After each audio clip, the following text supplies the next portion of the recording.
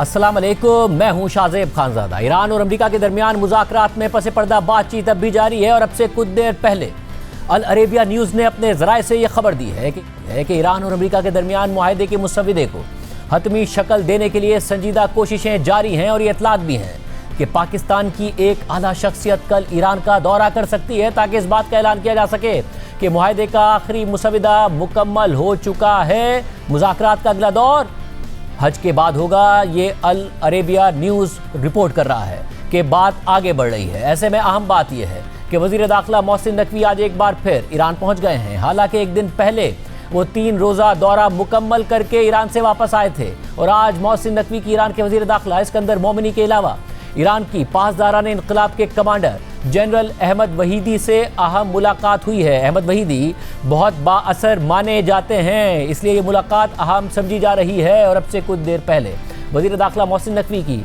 Iran के सदर Masood Pezeshkian से भी मुलाकात हुई है। इससे पहले हफ्ते को मोहसिन नकवी तेहरान पहुंचे थे और पीर तक उनकी ईरान के अहम सियासी हुक्काम से मुलाकातें हुई थी, जिनमें ईरान के सदर मसूद पेज़ेश्कियान, पार्लियामेंट के स्पीकर मोहम्मद बाक़िर कालिबाफ और वज़ीर ख़ारजा अब्बास इराक़ची समेत दीगर हुक्काम शामिल थे। और फिर वो वापस पाकिस्तान आ गए थे, मगर फिर पाकिस्तान पहुंचने के सिर्फ 24 घंटे के बाद ही मोहसिन नकवी एक बार फिर तेहरान रवाना हो गए और आज उनकी ईरान के अहम अस्करी हुक्काम से मुलाकातें हुई हैं और मज़ीद मुलाकातें भी मुतवक्के हैं। और हमें ये इतलात मिली हैं कि अरब ममालिक भी इस सारे अमल का हिस्सा हैं और पाकिस्तान दोस्त ममालिक को एतमाद में लेकर आगे बढ़ रहा है। हमें ये इतलात भी मिली हैं कि सऊदी अरब और कतर के साथ साथ अब मुत्तहिदा अरब अमारात भी मुज़ाकरात के ज़रिए मामलात का हल चाहता है। और इस वक्त चीन, तुर्की, सऊदी अरब, कतर और मुत्तहिदा अरब अमारात का अमेरिका और ईरान दोनों को यही पैगाम है कि स्ट्रेट ऑफ हुर्मुज़ को खोला जाए और इस तरह खोला जाए जिस तरह 28 फरवरी को जंग शुरू होने से पहले की सूरत हाल थी। और अब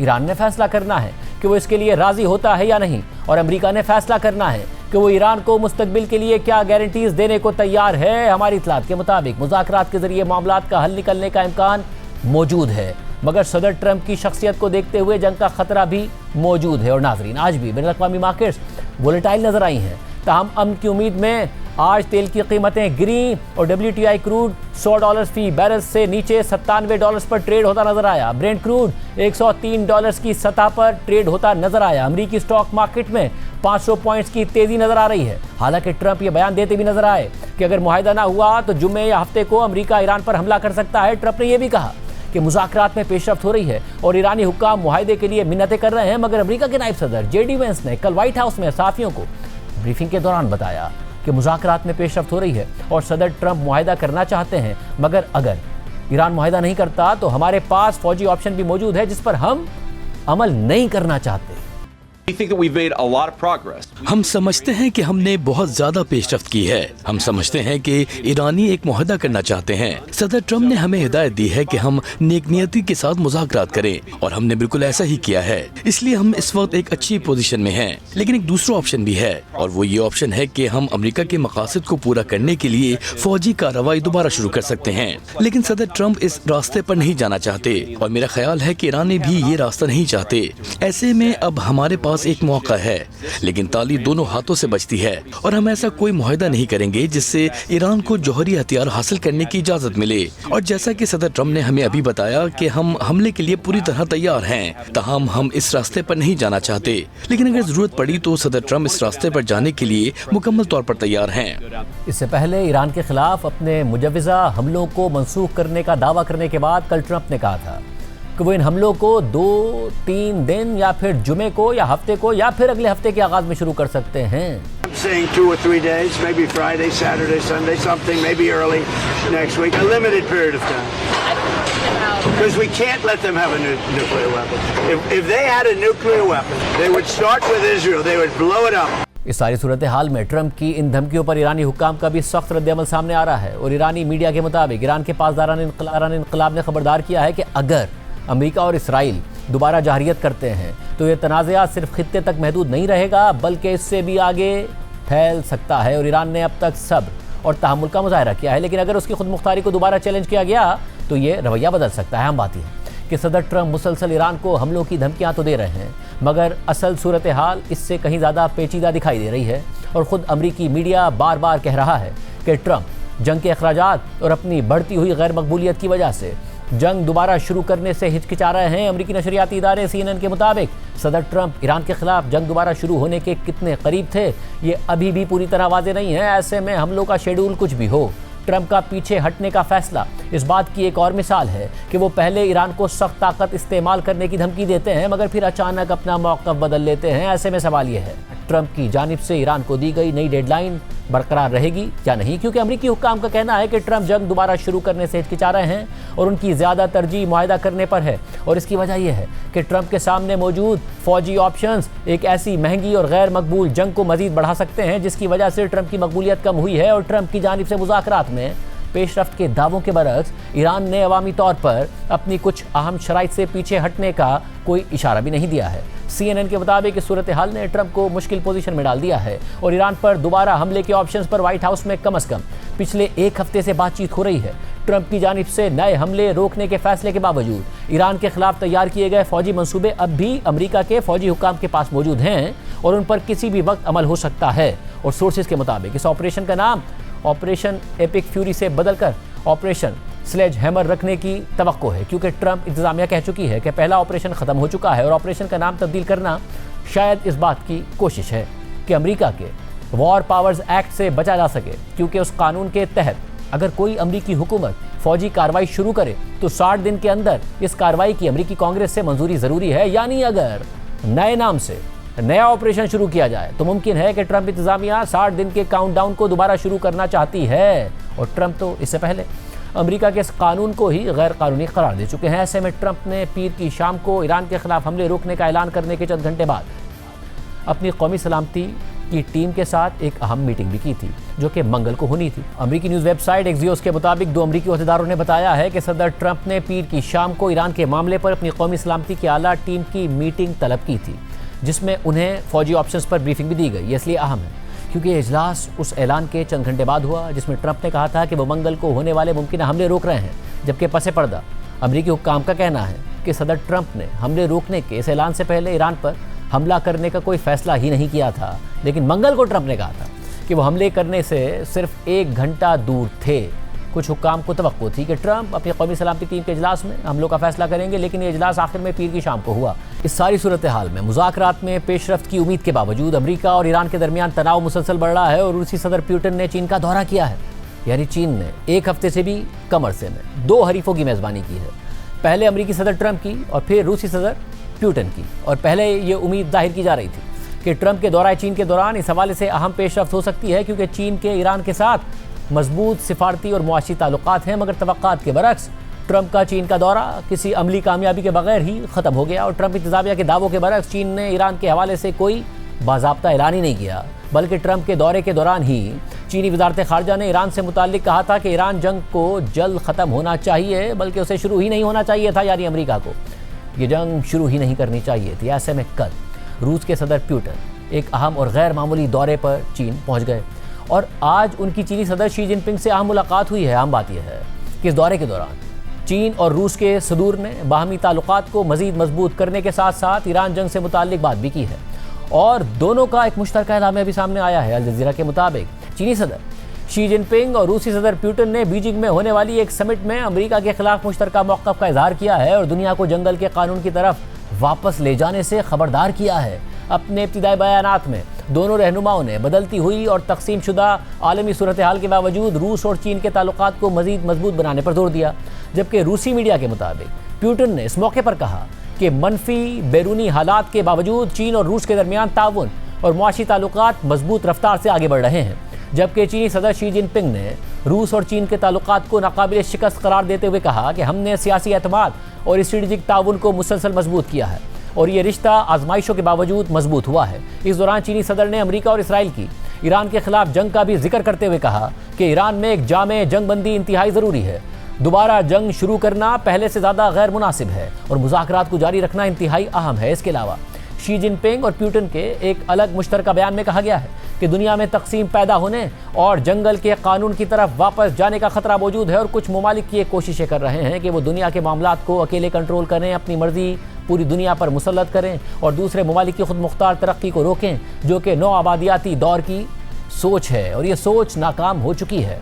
जबकि रूसी सदर पुतिन और चीनी सदर शी जिनपिंग की मुलाकात के हवाले से रूसी मीडिया का कहना है कि सदर पुतिन और चीनी सदर शी जिनपिंग ने आज एक मुश्तरका एलामिये पर दस्तखत किए जिसमें मल्टीपोलर वर्ल्ड बनाने पर जोर दिया गया है और ये ऐलान अमेरिका के लिए एक वाज़ेह पैगाम समझा जा रहा है। रूसी मीडिया के मुताबिक ये एलामिया बीजिंग के great hall of the people में दोनों रहनुमाओं की मौजूदगी में दस्तखत किए गए 20 मुआहिदों में से एक था, जबकि मजीद 20 दस्तावेजात बाद में जारी किए जाने की तवक्को है। मुलाकात के दौरान रूसी सदर पुतिन ने कहा कि हम अपने दो तरफा ताउन को बढ़ाएंगे, बैन अल-अक़वामी फोरम्स में मिलकर काम करेंगे ताकि एक मजबूत मल्टीपोलर वर्ल्ड की बुनियाद रखी जा सके। शी जिनपिंग ने रूस और चीन के ताल्लुकात को मिसाली करार दिया और इस दौरान उन्होंने बिलवास्ता तौर पर अमेरिका पर तनकीद करते हुए दुनिया में यकतरफा और गलबा पसंद रवैयों के बढ़ने का भी जिक्र किया। इससे पहले चीन के वज़ीर ख़ारजा वांग यी ने ईरान के वज़ीर ख़ारजा अब्बास अराग़ची के चीन के दौरे के दौरान कहा था कि ईरान और अमेरिका को बातचीत जारी रखनी चाहिए और स्ट्रेट ऑफ हुर्मुज़ को जल्द अज जल्द दोबारा खोल देना चाहिए।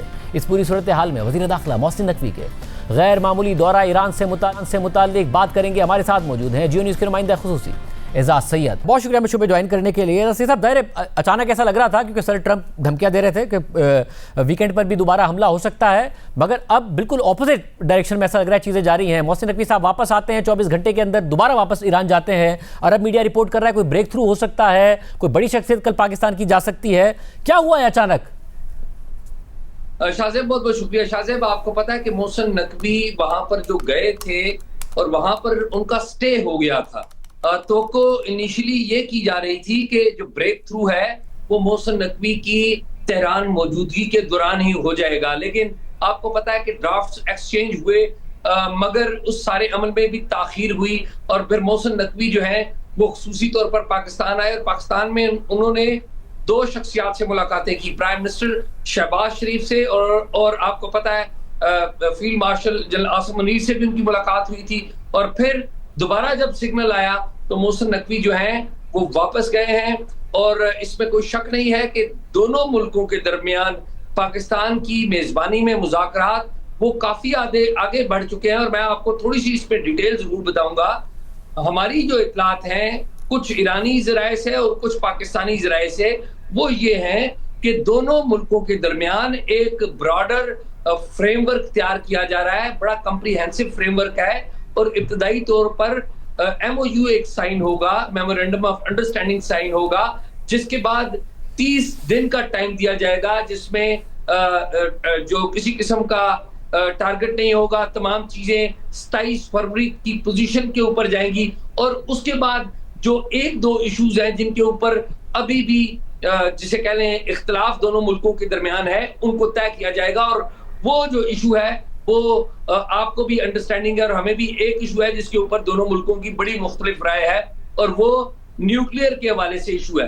लेकिन ये जो MOU तैयार किया जा रहा है, ब्रॉडर फ्रेमवर्क जो है वर्किंग का, उसमें शिपिंग है, स्ट्रेट ऑफ हॉर्मुज है, शिपिंग की सिक्योरिटी है, साथ ही साथ सैंक्शंस हैं और इससे रिलेटेड बड़ी तफसील से चीजें तय की जा रही हैं। जी, यानी कि जो स्ट्रेट ऑफ हुर्मुज़ पे जो एक बुनियादी मसला बन गया था कि वो जंग से पहले वाली सूरत हाल पर जाए, जिस पर अरब ममालिक भी ज़ाहिर नहीं मानने को तैयार थे, चीन की तरफ से भी, तुर्की की तरफ से भी कहा गया, उस पर ईरान की तरफ से कुछ फ्लेक्सिबिलिटी आई है यानी ये नज़र? जी, ईरान की तरफ से फ्लेक्सिबिलिटी हमारी इतलात के मुताबिक आई है। जो बुनियादी तनाज़ा है वो ज़्यादातर न्यूक्लियर से रिलेटेड है और उससे अटैच कुछ चीज़ों से है। हमें जो जिम्मेदार ज़राए ने बताया है कि देखिए इस सारे मामले को हतमी तौर पर तय करने के लिए जब आज सिग्नल आया तो इब्तदाई तौर पर किसी और ने जाना था, लेकिन फिर शायद ये फैसला हुआ कि वज़ीर दाखिला मोहसिन नकवी जाएं और इंश्योर करें और फिर मुमकिन है कि सिग्नल आया तो पाकिस्तान से कोई अहम शख्सियत वहां पर जा सकती है और जब पाकिस्तान से वो अहम शख्सियत जाएगी तो इसका मतलब ये तस्वर किया जाएगा कि ये चीजें काफी हद तक अपने लॉजिकल एंड को पहुंच रही हैं और उसमें तो कोई ये की जाएगी कि शायद एक हतमी डेट जो है वो भी तय कर ली जाए दोनों फ्रीकैन के दरमियान, यानी कि अमेरिका और ईरान के दरमियान। और जाहिर है इसमें पाकिस्तान अपनी भरपूर एफर्ट कर रहा है, भरपूर सिफारतकारी कर रहा है। और ये जो ज़ाहिर पाकिस्तान की पूरी सिफारतकारी है उस पर यह तो नज़र आ ही रहा है कि ईरान का और अमेरिका का दोनों का ही एतमाद है और दोनों ने पब्लिकली ये बात कही है। कतर ने भी कहा है, सऊदी अरब ने भी कहा है, दीगर दोस्त ममालिक का भी पूरा एतमाद है इस पूरे प्रोसेस पर जो पाकिस्तान कर रहा है। जी बिल्कुल, दीगर ममालिक का भी है। और आपको मैं ये भी बताऊं कि बहुत सारे लोग बात कर रहे हैं कि अगले मुज़ाकरात इस्लामाबाद में होंगे या नहीं होंगे। तो मुझे एक बहुत जिम्मेदार शख्सियत ने बताया कि मुज़ाकरात जो हैं वो पाकिस्तान की टेरिटरी में होंगे, वो इस्लामाबाद में होंगे, और अगर इस्लामाबाद में ना भी हुए तो वो पाकिस्तान की टेरिटरी में होंगे। और मैं ये किसी पाकिस्तानी सोर्स की बात नहीं कर रहा हूँ, ये मैं तेहरान से सोर्स की बात कर रहा हूँ। उन्होंने बहुत जिम्मेदार शख्सियत हैं, वो बड़ी अहम जगह पे हैं। उन्होंने बताया कि अगर मुज़ाकरात जेनेवा में या कतर में भी होते हैं तो ईरान की ख्वाहिश होगी कि वो पाकिस्तान की एम्बेसी या पाकिस्तान के हाई कमीशन में हो, क्योंकि पाकिस्तान की एम्बेसी भी पाकिस्तान की टेरिटरी है। तो पाकिस्तान को जो सफारतकारी ये कर रहा है उसको एक्नॉलेज किया जा रहा है ईरान की तरफ से भी और अमेरिका की तरफ से भी। बहुत शुक्रिया एजाज सैयद, हम तफसीलात बता रहे हैं। इस सारी सूरत हाल में जंग में अमेरिका के बढ़ते हुए अखराजात पर जहां अमेरिका के अंदर ट्रंप इंतजामिया पर दबाव और तनकीद में इजाफा हो रहा है, वहीं ईरान की जानिब से भी ट्रंप इंतजामिया को ताने दिए जा रहे हैं, तनकीद की जा रही है और दोबारा हमलों की सूरत में सख्त नताइज की धमकियां भी दी जा रही हैं। कल रात को ईरान के वज़ीर ख़ारिजा अब्बास अराग़ची ने एक्स पर ईरान के खिलाफ जंग में अमेरिका के फौजी अखराजात से मुताल्लिक अमेरिकी कांग्रेस की रिपोर्ट शेयर करते हुए लिखा कि ईरान के शुरू होने के कई माह बाद अमेरिकी कांग्रेस ने तस्लीम कर लिया है कि अमेरिका के अरबों डॉलर्स मालियत के दर्जनों तैयारे तबाह हो गए हैं। और इस बात की भी तस्दीक हो गई है कि हमारी मजबूत अफवाज ने अमेरिका के मशहूर F-35 लड़ाका तैयारे को मार गिराया है, जो कि ऐसा पहला मौका है कि अमेरिका का ऐसा तैयारा गिराया गया हो। और इस तजर्बे और मालूमात के साथ अगर दोबारा जंग हुई तो इसमें मजीद बहुत से हैरानकुन वाक़यात होंगे।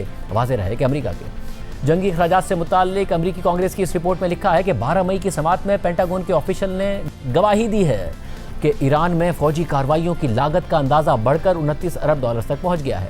उन्होंने कहा कि इस इजाफे की बड़ी वजह यह है कि अब नुकसान का शिकार होने वाले या तबाह होने वाले आलात की मरम्मत या उनकी जगह नए आलात बनाने की अखराजात ज़्यादा दुरुस्त अंदाज में मालूम हुए हैं। जबकि रिपोर्ट्स और अमरीकी महकमा दिफा और सेंटकॉम हुक्काम के बयानात के मुताबिक जंग के दौरान अमरीका के 42 तैयारे तबाह हुए हैं या उन्हें नुकसान पहुंचा है, जिनमें बगैर पायलट के तैयारे यानी ड्रोन्स भी शामिल हैं। रिपोर्ट के मुताबिक तैयारों की तादाद में वक्त के साथ तब्दीली हो सकती है, क्योंकि कुछ मालूमात खुफिया होती हैं, जंग जारी रहती है और बाज़ वाक़यात की तस्दीक या जिम्मेदारी तय करना मुश्किल होता है। जबकि रिपोर्ट में नुकसानज़दा तैयारों की तफसीलात बताते हुए लिखा है कि अमरीका के 3 F-15 स्ट्राइक ईगल लड़ाका तैयारे कुवैत में फ्रेंडली फायर में तबाह हो गए, जबकि एक F-15 स्ट्राइक ईगल तैयारा ईरान के ऊपर जंगी कार्रवाई के दौरान मार गिराया गया और तबाह हो गया। तहम इस तैयारे के दोनों पायलट्स मुख्तलिफ रेस्क्यू ऑपरेशंस के जरिए वापस निकाल लिए गए। जबकि एक रिपोर्ट के मुताबिक 19 मार्च को ईरान की ज़मीनी फायरिंग से अमरीका के जदीद F-35 लड़ाका तैयारे को नुकसान पहुंचा। इसी तरह 3 अप्रैल को ईरान की फायरिंग से एक A-10 तैयारा रेस्क्यू ऑपरेशन के दौरान तबाह होकर गिर गया। रिपोर्ट में मज़ीद लिखा है कि मजमूई तौर पर जंग के दौरान अमेरिका के 7 एरियल रीफ्यूलिंग तैयारों को नुकसान पहुंचा है, जिनमें से 2 तैयारे एक हादसे का शिकार हुए, जबकि 5 तैयारे सऊदी अरब के प्रिंस सुल्तान एयरबेस पर ईरानी मिसाइल और ड्रोन हमले के दौरान नुकसान का शिकार हुए। इसी तरह प्रिंस सुल्तान एयरबेस में ही अमेरिका का एक E-3 सेंट्री तैयारा भी नुकसान का शिकार हुआ। इसी तरह 5 अप्रैल को रेस्क्यू मिशन के दौरान अमेरिका के 2 स्पेशल ऑपरेशंस तैयारे ईरान में तबाह हो गए और इसी मिशन में एक रेस्क्यू हेलीकॉप्टर को भी नुकसान पहुंचा। इसके अलावा ईरान के खिलाफ जंग के दौरान 24 MQ-9 रीपर ड्रोन समेत मुई तौर पर अमेरिका के 25 ड्रोन तबाह हो चुके हैं। प्रोग्राम में एक ब्रेक शामिल करते हैं, उसके बाद जिक्र होगा अमेरिका और इसराइल ईरान में रजीम चेंज करके किसे लगाना चाहते थे। खुद अमेरिकी मीडिया में इस हवाले से रिपोर्ट सामने आ रही हैं। महमूद अहमदी निजाद का नाम सामने आ रहा है, जो साबिक ईरानी सदर हैं, जो कि शदीद नक्काद रहे हैं इसराइल के और अमेरिका के। क्या स्टोरी है आपके सामने रखेंगे ब्रेक के बाद।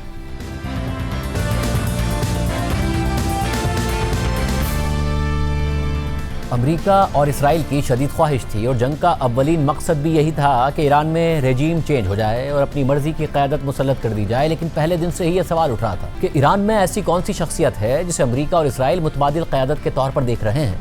अमेरिकी अखबार न्यूयॉर्क टाइम्स ने पहली दफ़ा इस हवाले से अमेरिकी और इसराइली मंसूबे की अहम तफसीलात शाया कर दी हैं और एक ऐसी शख्सियत का नाम ले दिया है जो खुद अमेरिकी और इसराइली अवाम के लिए भी सबसे बड़ा सरप्राइज़ है। और ये शख्सियत साबिक ईरानी सदर महमूद अहमदी निजाद हैं, जिन्हें खबर के मुताबिक अमेरिका और इसराइल ईरान के मुतबादिल लीडर के तौर पर इंस्टॉल करने का मंसूबा बना चुके थे। और उनका मंसूबा ये था कि ईरान में सुप्रीम लीडर आयतुल्लाह अली खामनाई की शहादत के बाद अवामी बगावत कराई जाए और इक़्तिदार अहमदी निजाद को दिलवाया जाए। और इस खबर पर सब हैरान इसलिए हैं क्योंकि 2005 से 2013 तक 8 साल ईरान के सदर रहने वाले अहमदी निजाद अपने दौर में एक सख्त गिर रहनुमा के तौर पर जाने जाते थे। वो ईरान की इस्लामी हुकूमत की नज़रियात समेत अमेरिका, इसराइल और मगरिब मुखालिफ पॉलिसीज से न सिर्फ पूरी तरह मुताबिकत रखते थे बल्कि माजी के ईरानी सदूर से ज़्यादा जारहाना मिजाज रखते थे।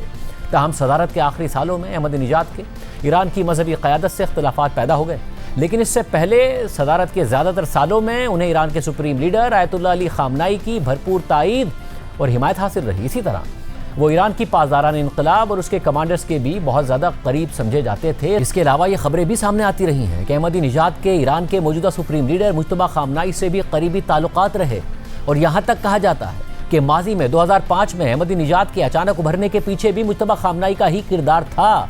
इसी तरह जब 2009 में अहमदीनेजाद मुतनाज़ इलेक्शन जीतकर दूसरी मुद्दत के लिए सदर मुंतखब हुए और ईरान में बड़े पैमाने पर मुजाहिरे शुरू हुए तो मुज्तबा ख़ामनाई और उनके करीबी अफराद पर यह इल्ज़ाम लगा कि उन्होंने धांधली के जरिए अहमदीनेजाद को इलेक्शन जितवाया है और वही मुजाहिरों को भी कुचल रहे हैं। लेकिन हैरानकुन बात यह है कि अब यही अहमदीनेजाद ईरान में रजीम चेंज के लिए अमेरिका और इसराइल की पहली चॉइस आखिर कैसे बन गए।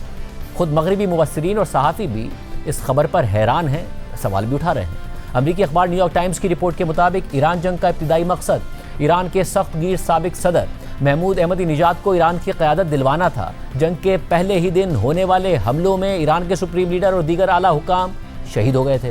कुछ दिन बाद सदर ट्रंप ने अवामी तौर पर कहा था कि बेहतर होगा कि अगर ईरान के अंदर से ही कोई शख्स मुल्क की बागडोर संभाल ले। खबर के मुताबिक अब मालूम हुआ है कि अमेरिका और इसराइल इस जंग में एक ख़ास और हैरानकुन शख्सियत को जहन में रख कर दाखिल हुए थे और वो शख्सियत ईरान के साबिक सदर अहमदीनेजाद थे, जो अपने सख्त गिर नज़रियात और अमेरिका और इसराइल मुखालिफ ख्यालात के लिए पहचाने जाते हैं। लेकिन खुद अमेरिकी हुक्काम के मुताबिक रजीम चेंज के तहत अहमदीनेजाद को क़यादत दिलवाने की इसराइल की ये मनसूबाबंदी जल्द ही नाकाम हो गई। हालांकि इस बारे में खुद अहमदीनेजाद से भी मुशावरत की गई थी। रिपोर्ट के मुताबिक अमेरिकी हुक्काम और अहमदीनेजाद के एक करीबी साथी का कहना था कि जंग के पहले ही दिन तेहरान में अहमदीनेजाद के घर पर इसराइल ने हमला कर दिया था, जिसमें वो ज़ख्मी हो गए। लेकिन इस हमले का मकसद अहमदीनेजाद को नज़रबंदी से आज़ाद करवाना था। इस हमले में उनकी जान तो बच गई, लेकिन इस वाक़े के बाद वो हुकूमत की तब्दीली के मंसूबे से बददिल हो गए।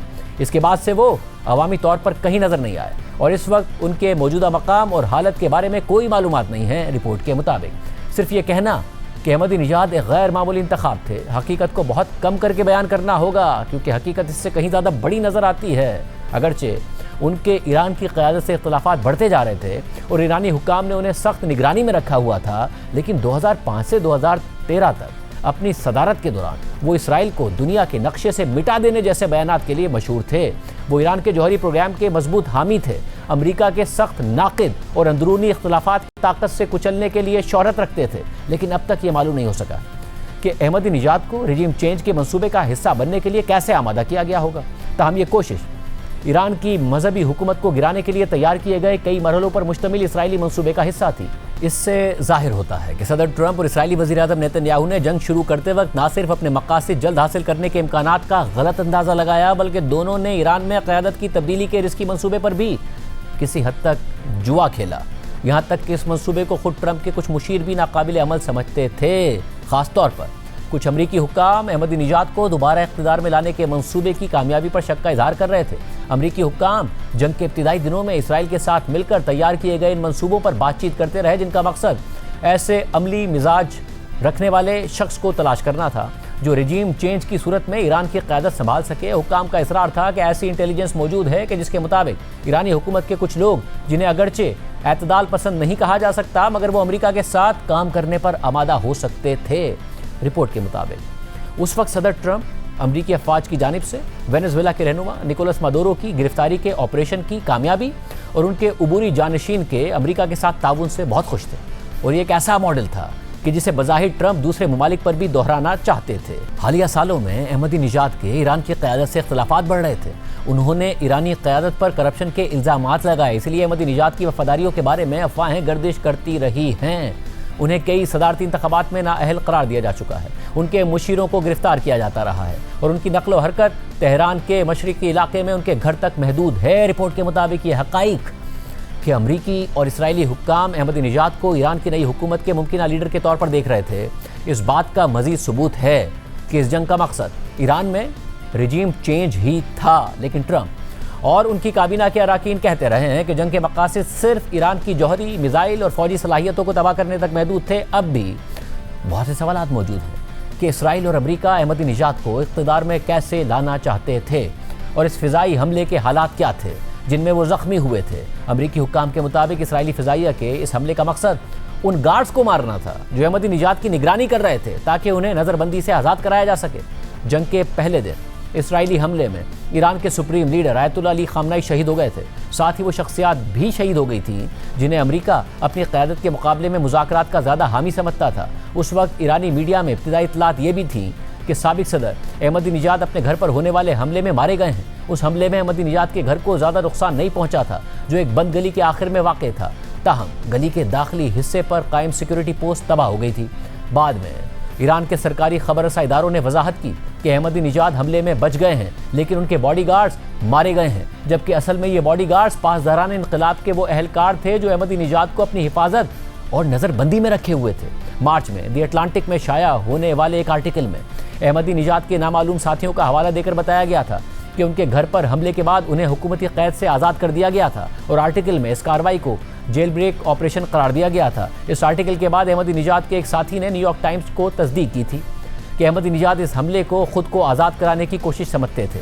अहमदीनेजाद के साथी ने यह भी कहा था कि अमरीकी हुक्काम अहमदीनेजाद को ऐसा शख्स समझते हैं जो ईरान की क़यादत कर सकता है और ईरान की सियासी, समाजी और फौजी सूरत हाल को संभालने की सलाहियत रखता है। अहमदीनेजाद के साथी ने उस वक्त ये भी कहा था कि अहमदीनेजाद मुस्तकबिल करीब में ईरान में बहुत अहम किरदार अदा कर सकते हैं और अमेरिका उन्हें वेनेजुएला की डेल्सी रोड्रिगेज जैसा समझता है जो निकोलस मदुरो की गिरफ्तारी के बाद वेनेजुएला पर हुक्मरानी कर रही हैं और अमेरिका के साथ ताउन कर रही हैं। रिपोर्ट के मुताबिक अपनी सदारत के दौरान अहमदीनेजाद न सिर्फ अपनी सख्त गिर पॉलिसियों बल्कि कुछ इंतहाई बुनियाद परस्त मजहबी बयानात के लिए भी मशहूर थे, जैसे उनका होलोकॉस्ट से इनकार करना। रिपोर्ट के मुताबिक अहमदीनेजाद के दौर में ईरान ने यूरेनियम की अफजूदगी की रफ्तार तेज कर दी थी।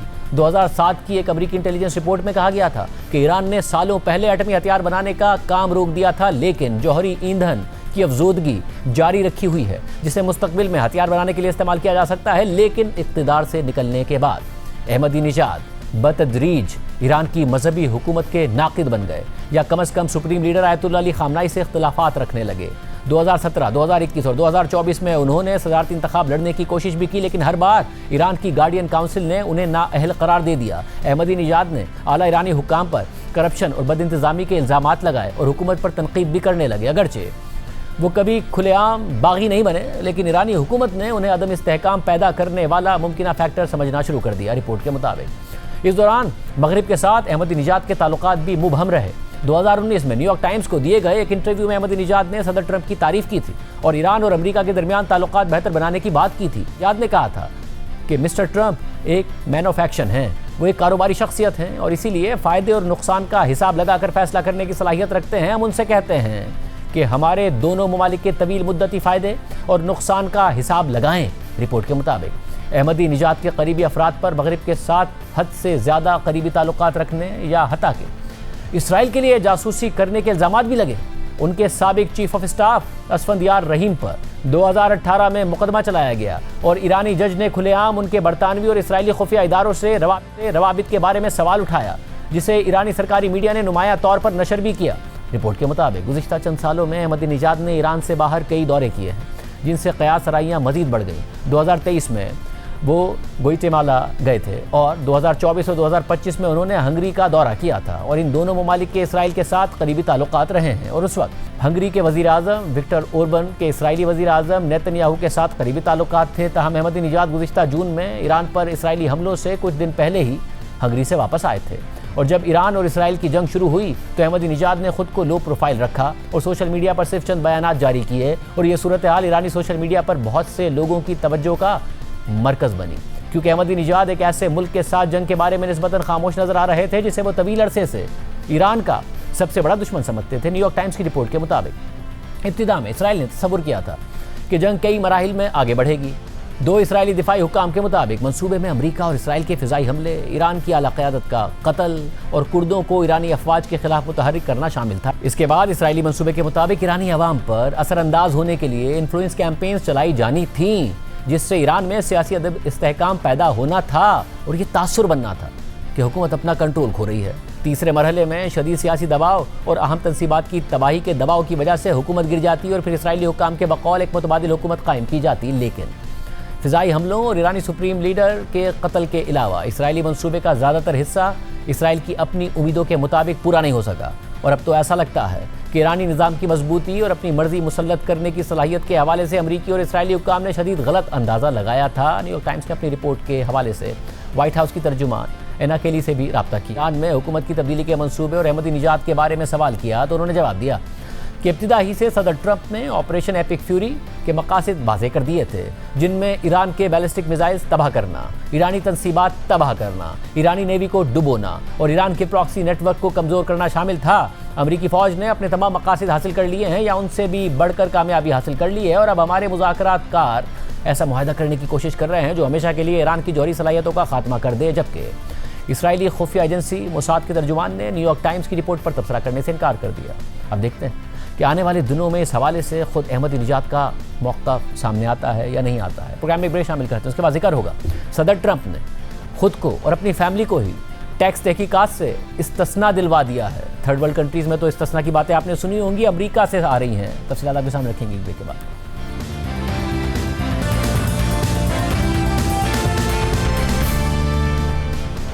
आज तक कोई भी ट्रंप, उनकी फैमिली और उनके करीबी साथियों का कुछ नहीं बिगाड़ पाया है। यहाँ तक कि अमरीकी अदालतों के फैसले भी उनका कुछ नहीं बिगाड़ पाए और वो दोबारा सदर बन गए। और अब अमरीका में वो कुछ हो रहा है जो किसी थर्ड वर्ल्ड कंट्री में तो मुमकिन है, मगर अमरीका जैसे मुल्क के बारे में इसका तसव्वुर नहीं किया जा सकता था। और अब सदर ट्रंप की अपनी ही हुकूमत में उनके अपने ही एक्टिंग अटॉर्नी जनरल के दस्तखत से अमरीका की जस्टिस डिपार्टमेंट ने यह लिख कर दे दिया है कि अमरीकी टैक्स डिपार्टमेंट सदर ट्रंप और उनकी फैमिली के माजी के टैक्स मामलात की ना कोई तहकीकात करेगा, ना ऑडिट करेगा और ना ही ट्रंप और उनकी फैमिली के खिलाफ कोई प्रोसिक्यूशन करेगा।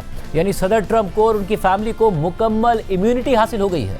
और ये सब हुआ है सदर ट्रंप की जानिब से अमरीका के इंटरनल रेवेन्यू सर्विस के खिलाफ मुकदमे की सेटलमेंट के नतीजे में सदर ट्रंप ने यह मुकदमा किया था और 2018 और 2020 में अपनी टैक्स इन्फॉर्मेशन मीडिया में लीक होने के खिलाफ ये मुकदमा किया था। उस वक्त सवाल उठ रहा था कि माजी के सदारती उम्मीदवारों और सुदूर की तरह सदर ट्रंप अपने असासों और टैक्स मामलात की तफसीलात अवाम के सामने क्यों नहीं रखते। और अब बतौर सदर ट्रंप ने अपने ही एक्टिंग अटॉर्नी जनरल के दस्तखत के जरिए मुकदमा इस बात पर सेटल कर लिया है कि सदर ट्रंप के और उनकी फैमिली के भी टैक्स मामलात की तहकीकात नहीं की जाएगी। और इस बात पर सिर्फ डेमोक्रेट्स ही नहीं बल्कि मुतादिद रिपब्लिकन अराकीन कांग्रेस भी सवाल उठा रहे हैं कि कोई भी सदर ये कैसे कर सकता है कि खुद अपनी ही हुकूमत के एक डिपार्टमेंट के खिलाफ मुकदमा करे और फिर अपनी ही हुकूमत से अपने समेत पूरी फैमिली के लिए किसी भी प्रोसिक्यूशन से इम्यूनिटी हासिल कर ले। और बात यहाँ भी नहीं रुकती बल्कि इस सेटलमेंट के नतीजे में अमरीकी हुकूमत 1.8 अरब डॉलर्स का एक फ़ंड लॉन्च करेगी और इस फंड के जरिए उन मुतासरा अफराद को अदायगी की जाएगी जो अमरीका के टैक्स डिपार्टमेंट की तहकीकात और कानूनी चाराजोई के विक्टिम हैं। और जब ट्रंप से ये सवाल किया गया कि क्या वो और उनकी फैमिली भी इस फंड में से कॉम्पेंसेशन वसूल करेंगे तो ट्रंप ने इनकार नहीं किया बल्कि जवाब दिया कि इस बात का फैसला एक 4 या 5 अफराद पर मुश्तमिल कमेटी करेगी जो बहुत बाइज्जत और ब्रिलियंट अफराद पर मुश्तमिल होगी। और अब ट्रंप की नज़र में बाइज्जत और ब्रिलियंट अफराद कौन हो सकते हैं इसका अंदाज़ा लगाना तो मुश्किल नहीं है। सदर ट्रंप की मौजूदा इंतज़ामिया पर इल्ज़ाम लग रहा है कि ये अमरीकी तारीख की सबसे करप्ट इंतज़ामिया है जिसमें सदर ट्रंप की काबीना और फैमिली पर रियासती मामलात में बिजनेस डीलिंग्स और मार्केट मैनिपुलेशन तक का इल्ज़ाम लग रहा है। और इसी हफ्ते ये खबर सामने आई कि ईरान जंग से पहले और जंग के दौरान 3 माह में सदर ट्रंप ने स्टॉक मार्केट में 3700 ट्रेड्स की, ऐसी ट्रांजेक्शन्स भी की जिसके बाद बड़ा ऐलान सामने आ गया और ट्रंप ने बड़ा मुनाफा कमा लिया।